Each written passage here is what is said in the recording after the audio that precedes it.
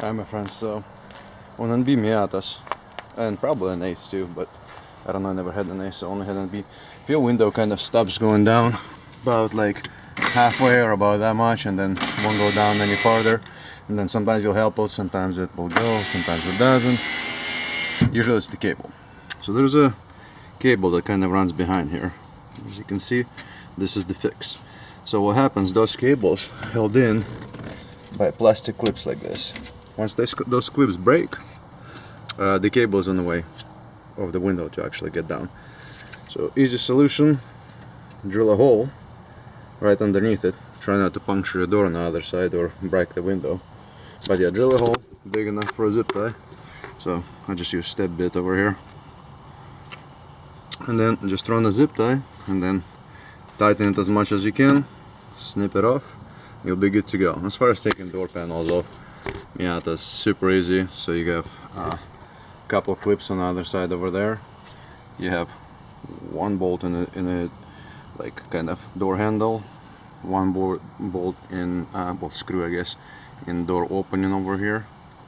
I think there is one more screw somewhere in there. Trying to think where's actually easier way would be to look at the door panel and show you guys. So yeah, they're super simple. Okay, so as mentioned, one here, one in the actual door handle, and then a couple clips on the side, one clip here,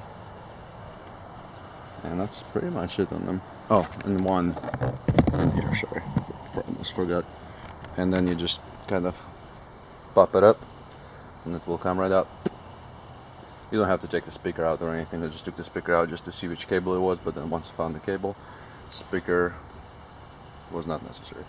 Alright guys, hopefully that helps out. Again, easy solution with zip tie. I'm sure that zip tie will rip eventually, because that cable is actually under quite a bit of pressure. You can see the whole zip tie maneuvering when you do that. But it'll work for now, and it's a 10-minute fix if it doesn't. See, when I go down, see how it maneuvers.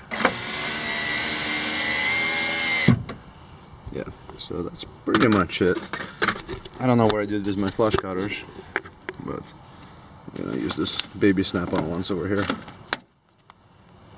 That way I can cut my finger next time I try to get it off. Alright guys, hopefully this video has been helpful for you, and as always, have a good day.